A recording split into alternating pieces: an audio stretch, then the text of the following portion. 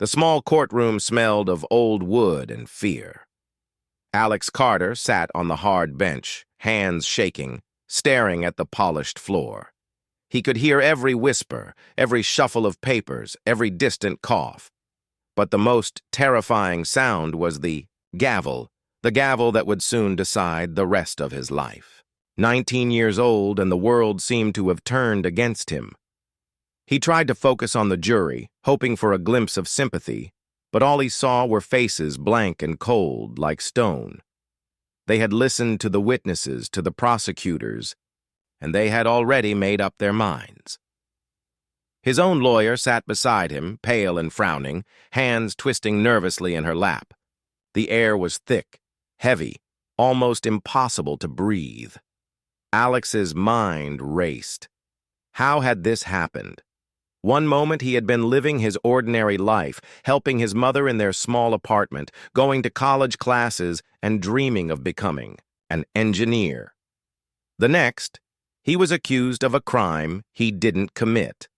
A crime so terrible that the prosecutors wanted him executed. Death penalty. The words echoed in his mind like a drumbeat he could not escape. The judge cleared his throat. A long, measured sound. "Alex Carter," he began. "For the charges presented, the court finds you guilty." Alex's stomach dropped. He tried to speak, to protest, but his voice failed him. He opened his mouth again and again. Nothing came out. The words of innocence, the explanations he had rehearsed 1,000 times in his mind, evaporated into the thick, suffocating air. Sentence. Death, the judge continued. It was like a punch to the chest. The world blurred around him, and his vision filled with tears he could not hold back. He could hear murmurs in the room, some sympathetic, most judgmental. He felt smaller than ever, like the walls of the courtroom were closing in. He wanted to vanish. He wanted to scream. He wanted to explain. But there was no time, no chance, no justice. Outside the courtroom, the sky was gray, as if even the weather mourned him. Alex was led to the holding cell, every step echoing down the cold, empty hall. The metal door slammed behind him, the sound final and heavy. He sank to the floor, wrapping his arms around his knees, and let the tears fall freely. The world had abandoned him. The system had failed. Even his own mother, though loving, could not reach him now. He was completely alone. Hours passed, or maybe minutes. He could not tell. The cell was quiet, except for the hum of the fluorescent lights. He hugged himself tighter, wishing someone, anyone, could understand. Someone who could believe him. The thought of spending the next days, months, or even hours waiting for an execution made him feel dizzy. How could life end like this? How could a mistake, a lie, a twist of fate lead to this? Then a small piece of paper appeared in the slot of the door. He blinked, confused, and picked it up. There was a phone number written on it, along with a few words in hurried handwriting. "Call her. She believes you. She can help." Alex stared at the paper. His hands were shaking so badly that he almost dropped it. Who would believe him? Who could help him now? He wanted to crumple the paper and throw it away. It seemed too strange, too hopeful, too impossible. But desperation is a powerful thing. Slowly, carefully, he pulled the phone from the corner of the cell. It was old and crackling, but it worked. He dialed the number, fingers trembling, heart pounding so hard it felt like it would burst from his chest. The line clicked. Then a voice, calm and gentle, answered. "Hello?" Alex froze. His throat was dry. I'm Alex Carter," he said finally, voice barely above a whisper. They're going to—" "Shh," the voice interrupted, softly. "I know, just breathe. You're not alone. My name is Sarah. I've been expecting your call, and I know your father." Alex's heart skipped a beat. His father? Thomas Carter, the Pentagon chairman, was a man he hadn't seen since he was a child, a man who seemed more like a stranger than family. Why would he care now? How could a powerful man like that even know about him, let alone be willing to help? I don't understand, Alex whispered, his voice shaking. Why? Why would anyone care? Sarah's voice was calm, firm, and strangely comforting. Because you are innocent, Alex. And because your father needs to know what has happened to you. He will act if he understands the truth. But you must tell him yourself. You must tell him everything, exactly as it happened. Will you do that? Alex hesitated. His hands were still shaking. His mind was filled with fear, anger, confusion, and hope, all at the same time. Could he trust her? Could he trust anyone, now? But then, for the first time in hours, he felt a tiny spark of possibility. Someone believed him. Someone was willing to fight for him. I will, he said finally, swallowing hard. I'll call him. Good, Sarah replied. And Alex? Stay calm. You are stronger than you think. Don't let them see you break. Alex hung up the phone and sank back against the wall of the cell. He closed his eyes and tried to steady his breathing. For the first time since the courtroom, he allowed himself to imagine hope. Maybe there was a way out. Maybe the truth could still be found. Maybe he wouldn't have to die for a crime he didn't commit. And though the walls were still cold and the air still heavy, a small light flickered inside him, a light that whispered, "Don't give up. Someone believes in you. Fight." The holding cell felt colder than before, but Alex Carter felt a flicker of warmth deep inside him.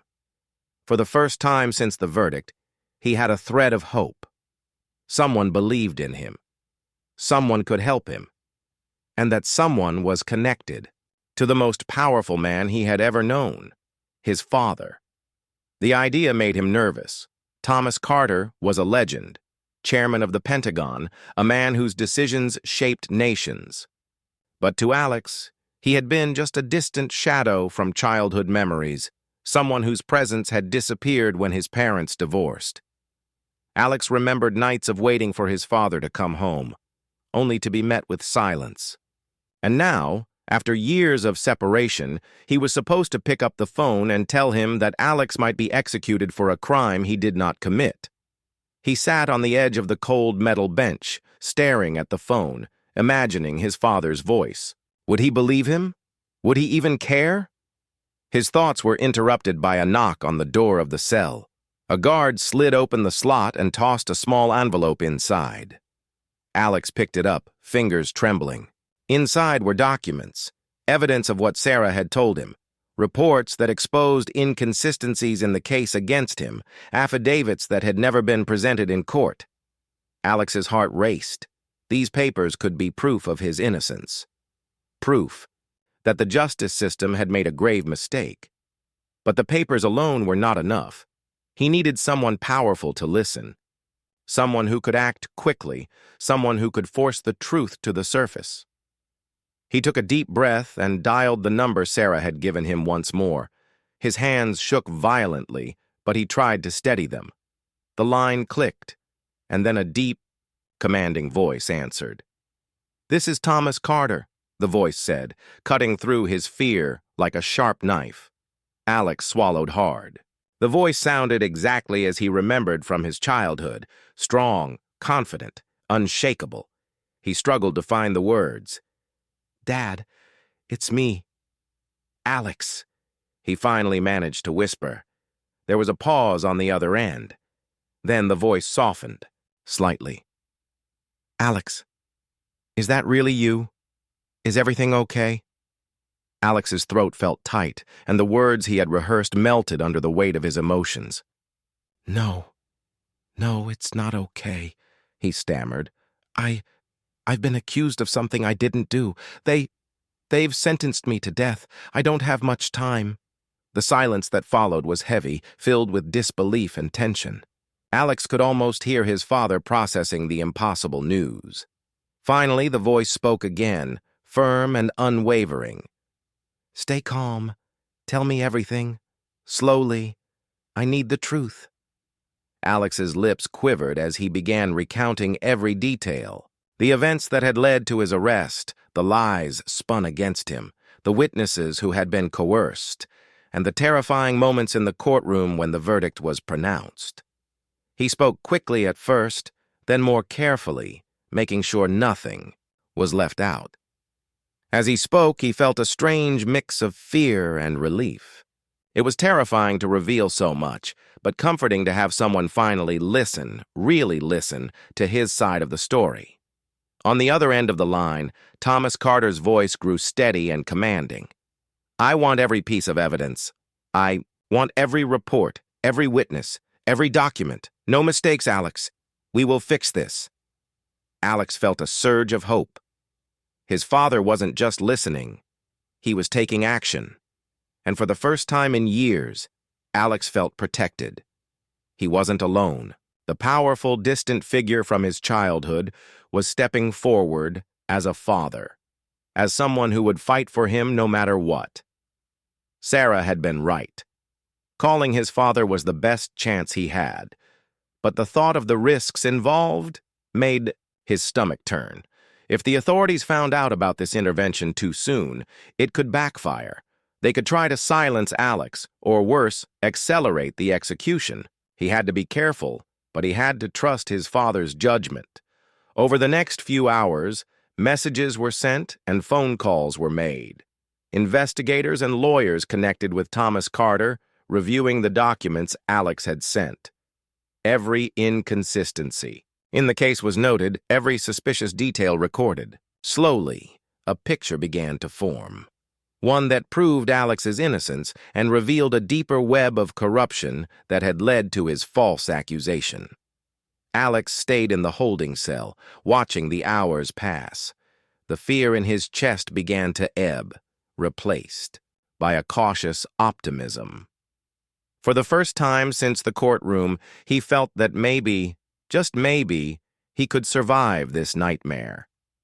He thought about Sarah, the woman who had given him the number, who had believed in him when no one else would. Her calm voice, her confidence, it had made all the difference. Without her, he might have resigned himself to despair. Instead, he had a lifeline, and it was attached to the one person he had doubted the most, his father. As the sun began to set outside the courthouse, casting long shadows across the city streets, Alex allowed himself to imagine a future where the truth came out. A future where he could walk out of that cell not as a condemned man, but as a free one. It seemed impossible, almost like a dream. But for the first time in weeks, he dared to hope. And then, as he sat back against the cold wall, he realized something else. He wasn't just fighting for his life anymore.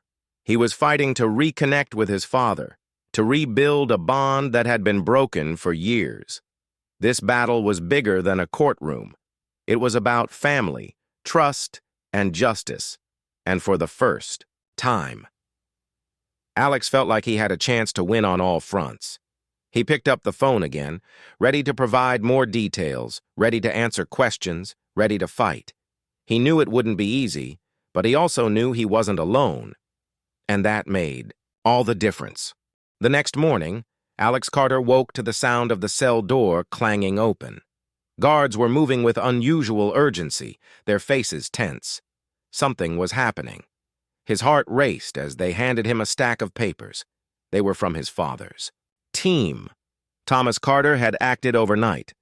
Investigators had already started digging, reviewing every piece of evidence in the case. The thought that his father, the most powerful man in the country, was now personally involved both comforted and terrified Alex. Alex knew the stakes had just risen. If his father succeeded, the truth would come out, and he would be saved. But if the authorities, or worse, those who had framed him, found out about this intervention, the consequences could be dire. Someone had gone to great lengths to accuse him falsely, and they would not give up easily.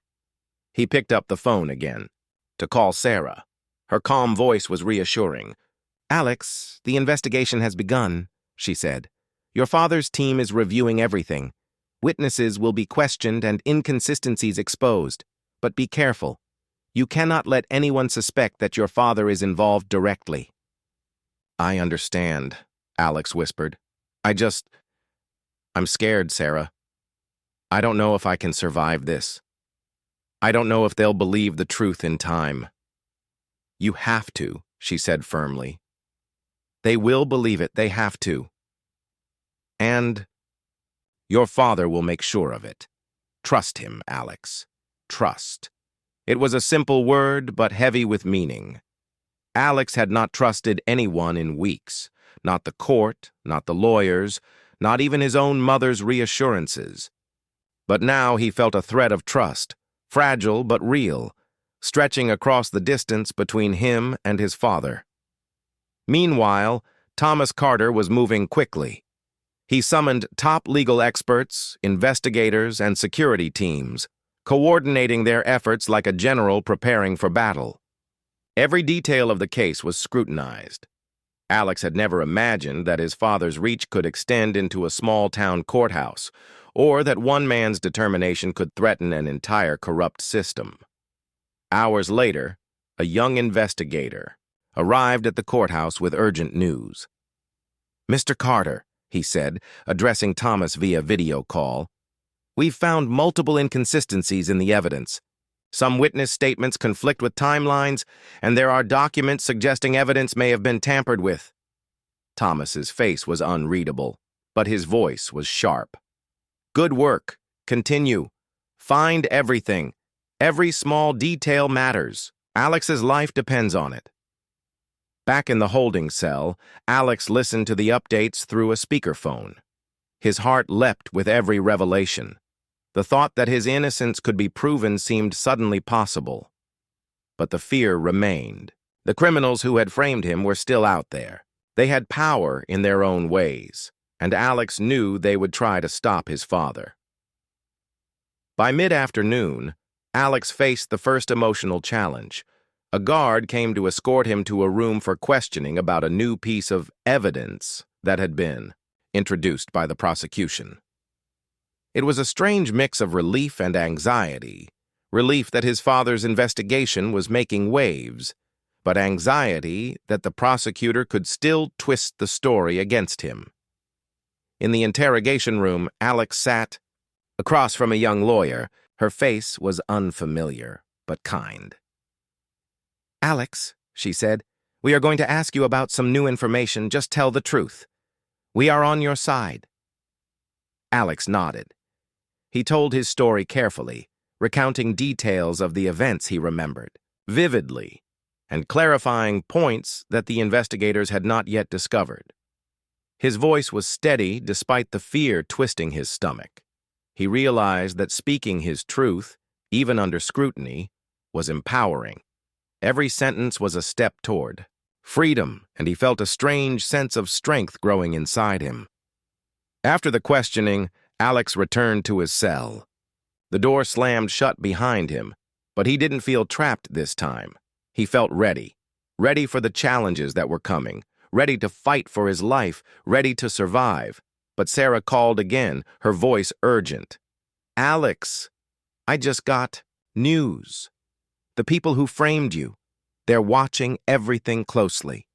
They know your father is involved. They are nervous, and that makes them dangerous. You must be careful with your words, your actions, even your movements in the courthouse. Do not give them a reason to act against you." Alex nodded, even though she could not see him. He understood. The danger was real, and the path to freedom was narrow. One wrong step, one careless word, and everything could collapse.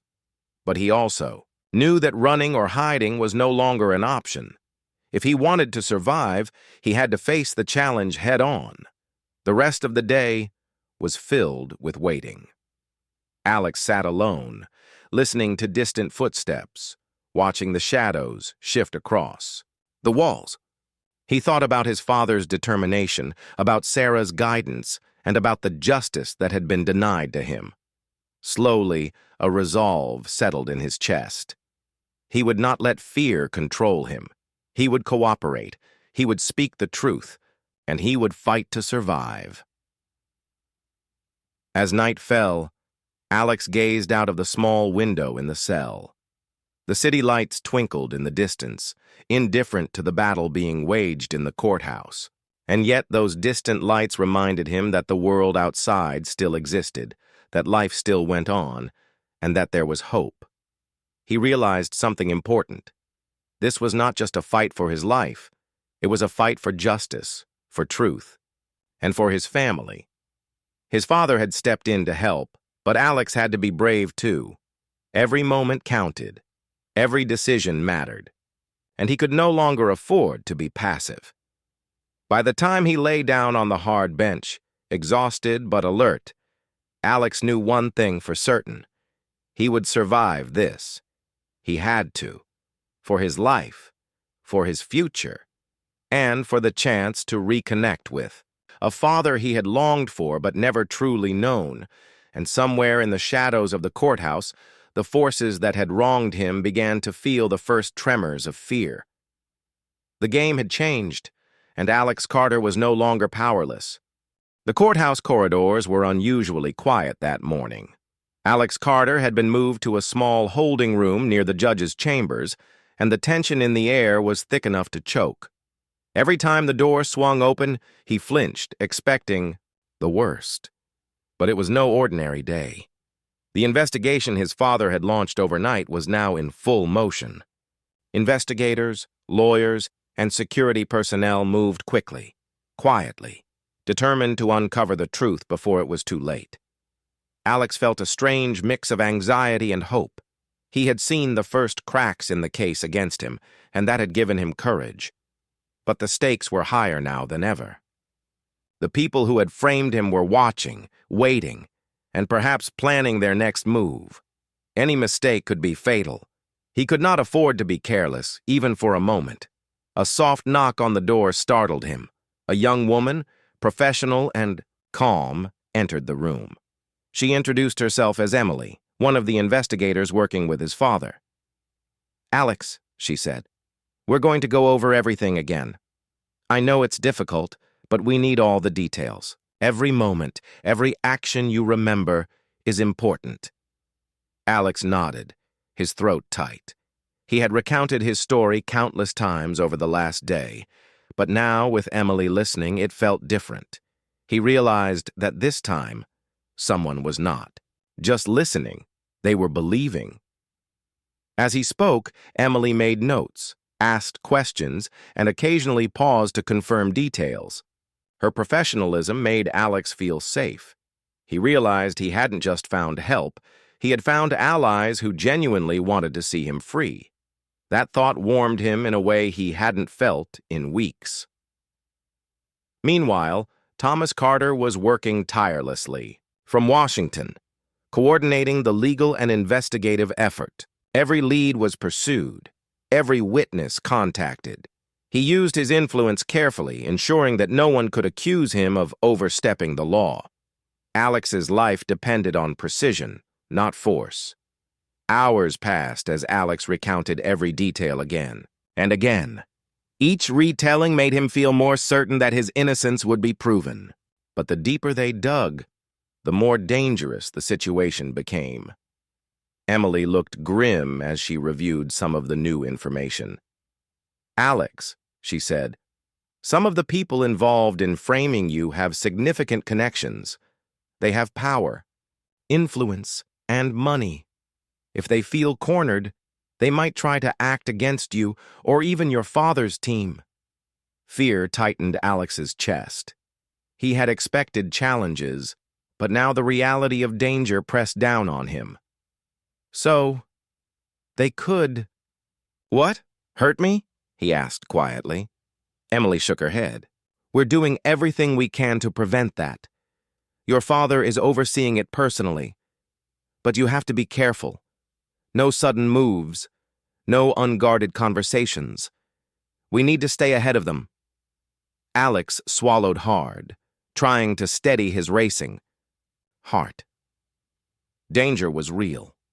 The stakes were higher than ever. But he also realized something important. He was not alone anymore. He had his father, he had Emily, he had Sarah guiding him, and that knowledge gave him strength. Later, as the afternoon sun streamed through the small window, Thomas Carter's voice came over a secure video call. "Alex, I've reviewed everything so far. There is enough evidence to challenge the death sentence immediately. But the key is timing. We need to present it carefully in the right order so the court cannot ignore it or dismiss it." Alex nodded, even though he could only see the screen and not his father's eyes. There was pride in that voice, but also the sense of a father stepping forward to protect his child. For the first time in years, Alex felt that he mattered, not as a statistic, not as a case number, but as a son.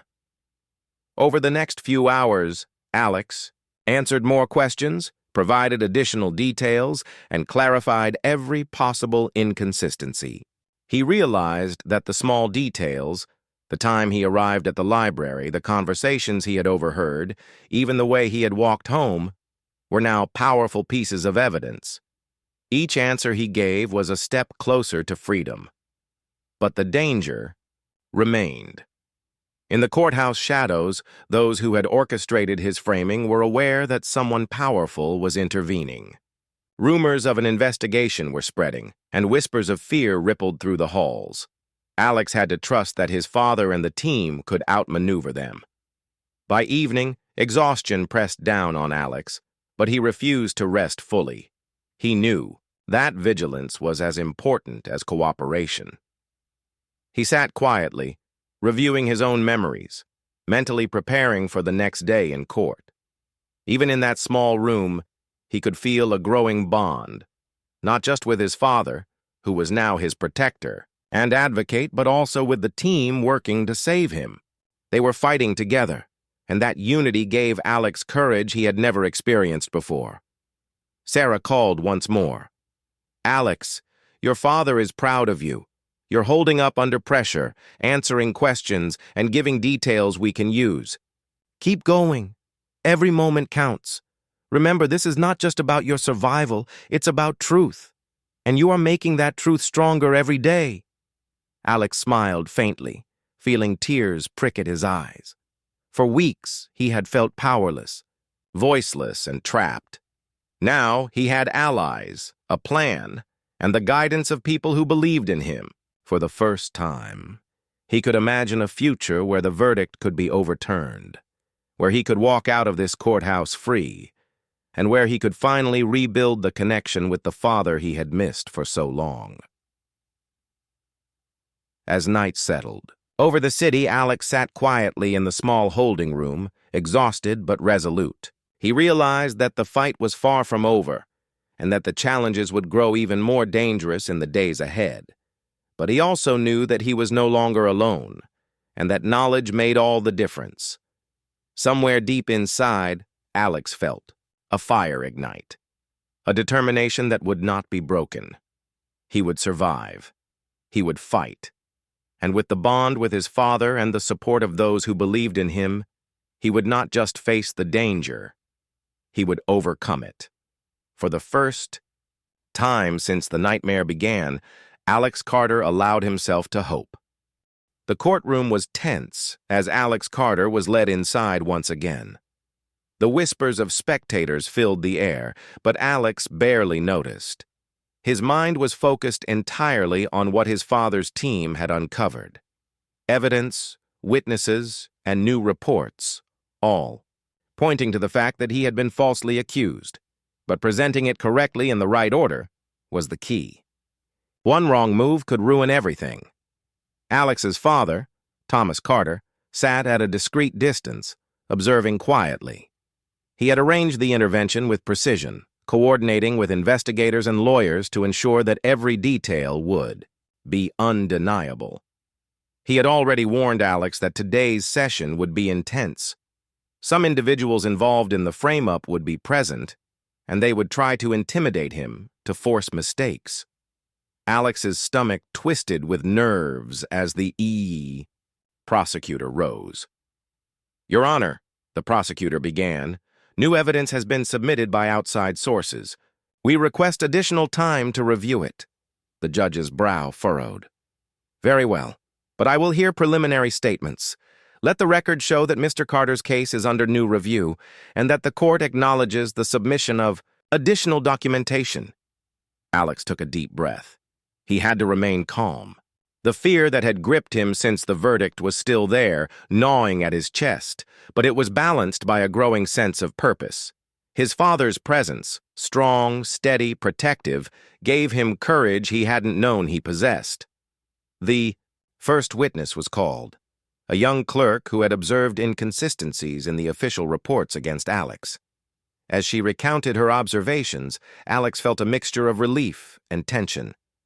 Relief that the truth was being revealed. Tension because he knew that those who had framed him were watching closely. They would try to discredit every word. After the clerk finished, Thomas Carter stood. His voice was calm, authoritative, and unwavering. Your Honor, the evidence presented here proves that Alex Carter's conviction was based on manipulated documents and coerced witness statements. We request a full review and immediate reconsideration of the death sentence. The courtroom murmured. Alex could feel the shift in energy. People were listening. The powerful authority of his father, combined with the new evidence, was making it impossible to ignore the truth. But then, the first challenge arose. One of the individuals involved in framing Alex, a local official with strong influence, rose to speak. Your Honor, this evidence is suspicious. I question the validity of these claims. There must be a reason these documents appeared only now. We cannot make decisions based on unverified materials. Alex's heart pounded.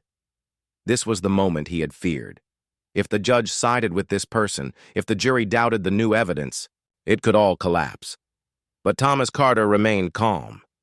He motioned to his team, and a senior investigator stepped forward with documentation that validated every claim. Witness statements, original files, and detailed timelines, all meticulously verified. Your Honor, the investigator said, these documents have been authenticated and cross-checked. Any claim to the contrary is unfounded. The judge's eyes narrowed as he reviewed the files. Alex could feel the tension in the room, the silent battle of wills between truth and manipulation. He gripped the edge of his chair, holding himself steady. Meanwhile, in a quiet corner, Sarah watched from a video feed. She whispered encouragement into the earpiece Alex wore. Stay calm, Alex. This is your moment. Speak clearly, answer honestly, and don't let fear control you. Alex took a deep breath and stood. Your Honor, he said, voice steady despite the fear in his chest. I have lived with this accusation for weeks. I did not commit the crime I have been accused of.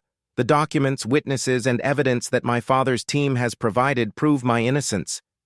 I ask that the court review it carefully and fairly.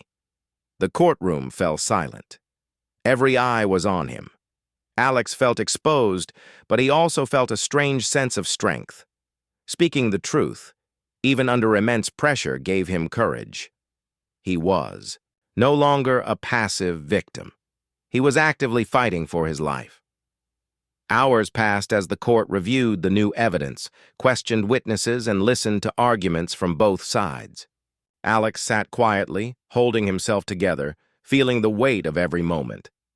He realized that the turning point was not just in the documents or testimonies, it was in his ability to remain calm, honest, and focused despite fear. Finally, the judge spoke. Given the substantial evidence presented and the verification of claims showing procedural errors and manipulated testimony, the court finds that the original conviction cannot stand.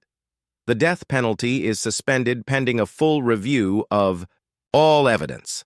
Alex felt his knees weaken, but he held himself upright. Relief washed over him in waves, but he did not celebrate just yet. There was still work to be done to fully clear his name. His father stepped forward and placed a steady hand on his shoulder. Alex, you did well. Your honesty, courage, and composure made a difference today. We are not finished, but this is a significant step toward justice." Tears welled up in Alex's eyes. For the first time in weeks, he allowed himself to feel hope without fear. The nightmare was not over, but the path to freedom was clear, and he was no longer walking it alone. But even as relief settled in, Alex was aware of the tension lingering in the air. Those who had orchestrated his framing would not give up easily. The battle was not yet complete. He would need to remain vigilant, to trust his father's guidance, and to continue speaking the truth. That night, as Alex lay in the holding cell, he reflected on the events of the day. He realized that the turning point had come not from luck or chance, but from courage, truth, and the bond he was rebuilding with his father. The power of belief, someone believing in him, standing with him, had changed the course of his life. Alex knew that tomorrow would bring new challenges, new obstacles, and new threats. But for the first time, he believed he could face them. He was no longer just a powerless teen condemned by a flawed system. He was a fighter, supported by family, allies, and the unwavering pursuit of justice.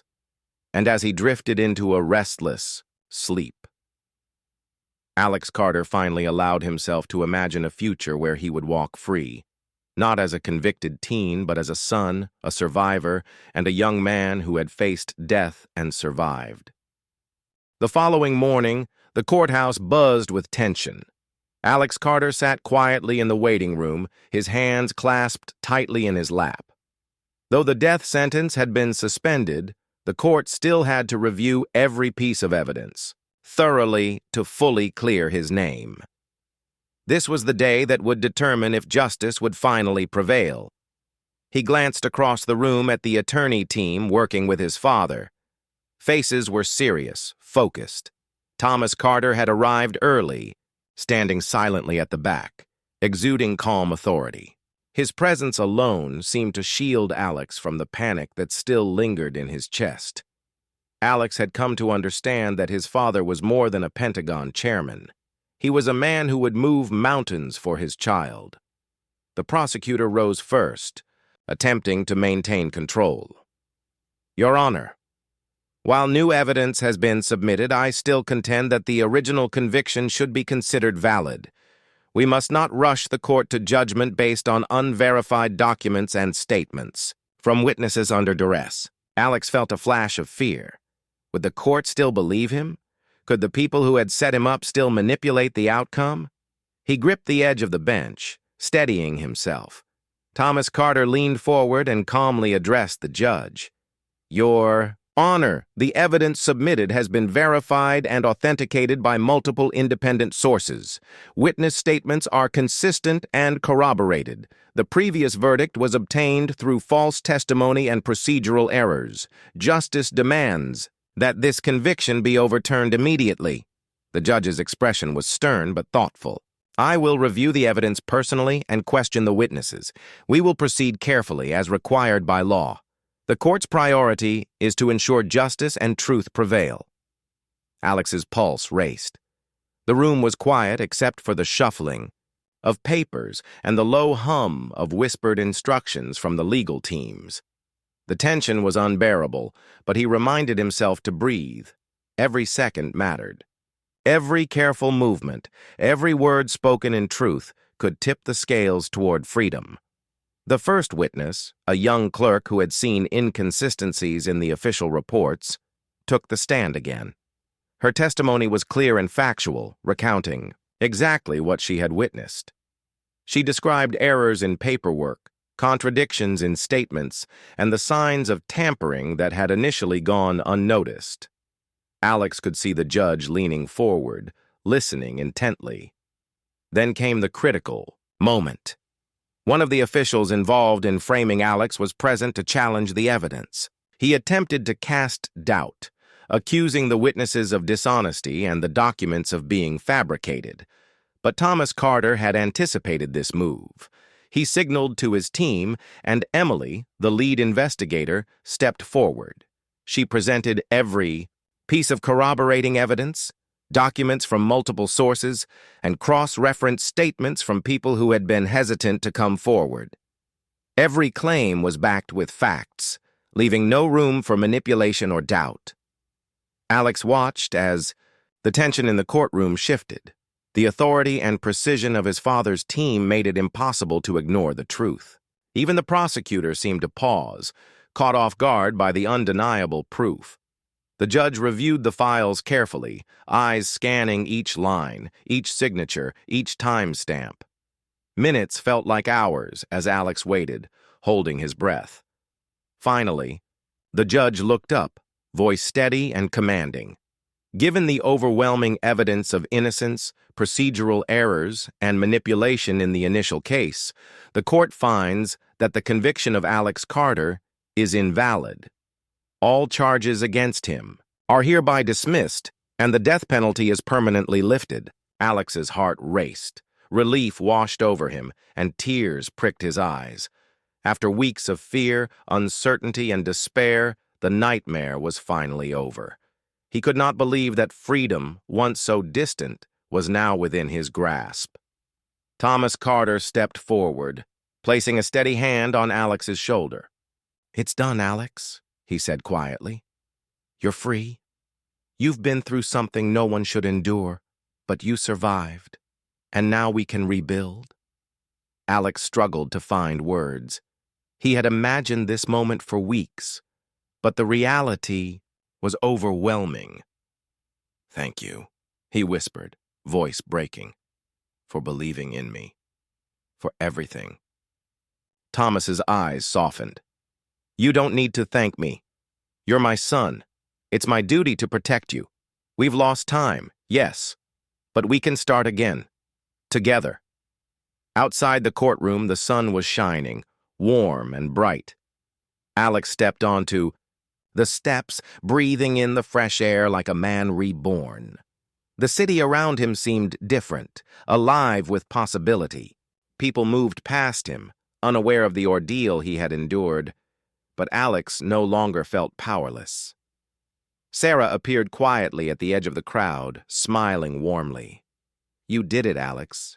You held on. You stayed strong. And now the world knows the truth." Alex felt gratitude for her as well. She had been the first to give him hope when all seemed lost. Without her guidance and the connection she had provided to his father, he might never have survived.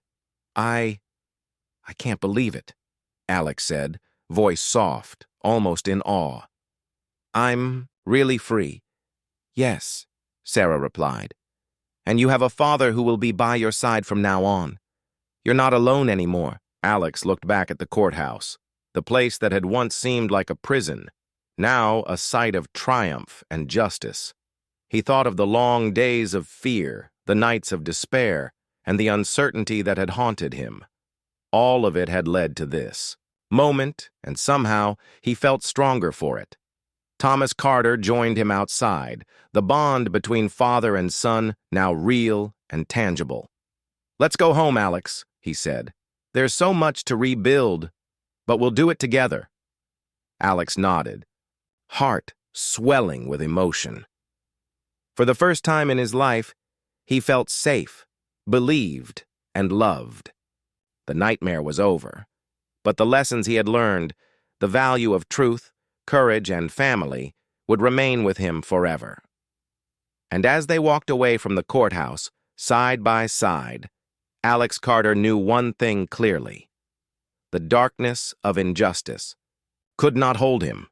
He had survived, he had fought, and he had found the bond with his father that no obstacle could ever break.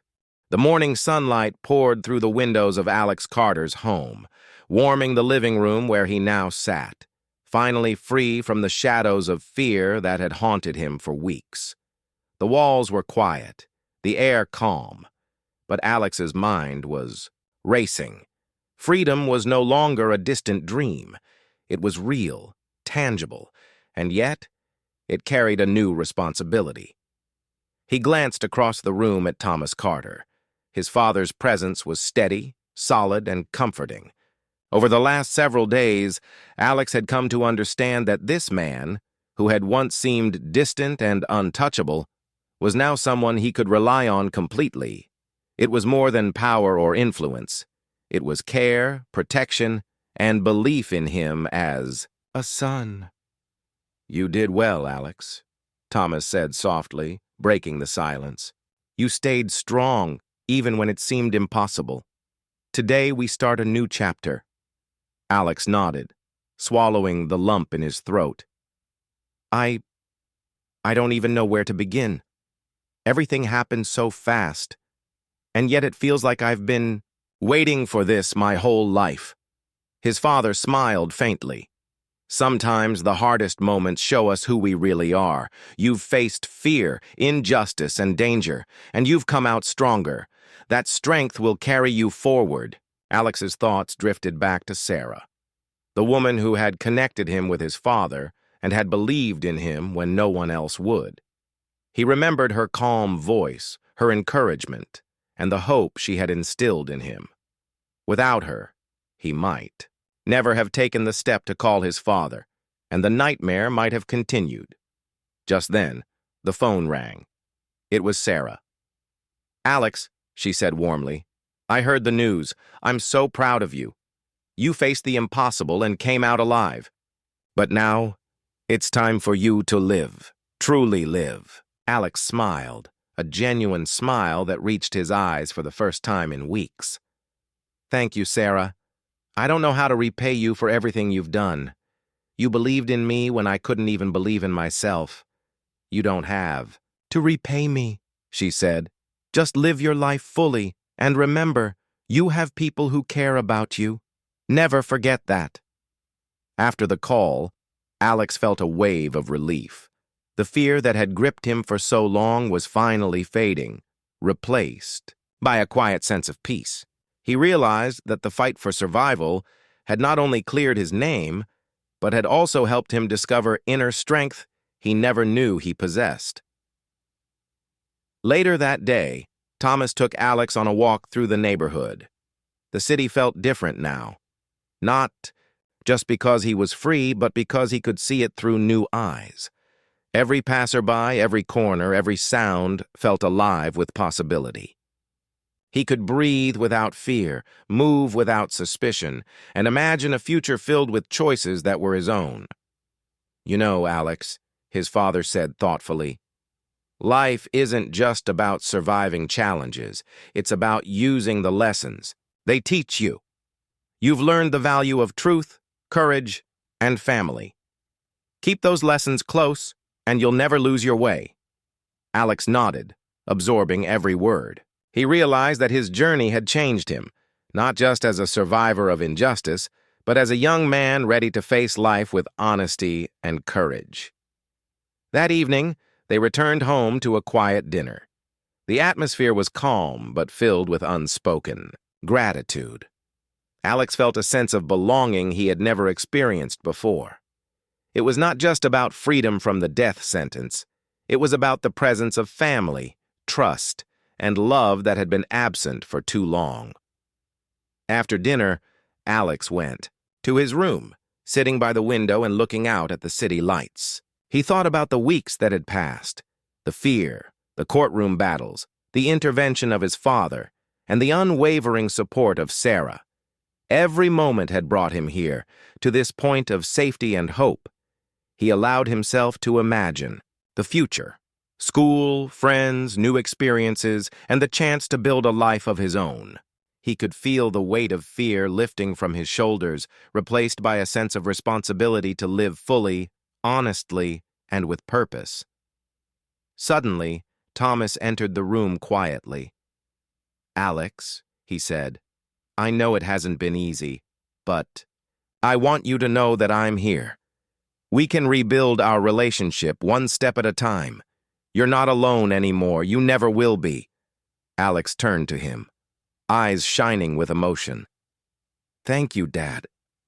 I've wanted this for so long. I didn't know if it was possible, but now I feel like I finally belong." His father nodded, placing a reassuring hand on Alex's shoulder. "You do belong. and we have the rest of our lives to make up for lost time. Together. Alex felt warmth fill his chest. The nightmare was behind him, but the lessons it had taught him trust, courage, resilience, and the power of family would guide him forever. He realized that true freedom was not just about being safe from harm, but about being able to embrace life, trust others, and believe in oneself. As the night grew deeper, Alex finally allowed himself to rest. The fear that had haunted him was gone. In its place was hope, trust, and the sense of a family bond that had been missing for too long. He knew challenges would come again, as they always did in life, but he was ready. He had survived the impossible, and that had made him stronger than he had ever imagined. And for the first time in weeks, Alex Carter smiled freely, feeling the weight of the past lift entirely. He was alive, he was free, and he was no longer alone. The city outside shimmered under the stars, full of endless possibilities. And Alex knew that no matter what the future held, he had the strength, courage, and family support to face it head-on. The nightmare had ended, but a new chapter had begun, one of hope, trust, and a life truly worth living.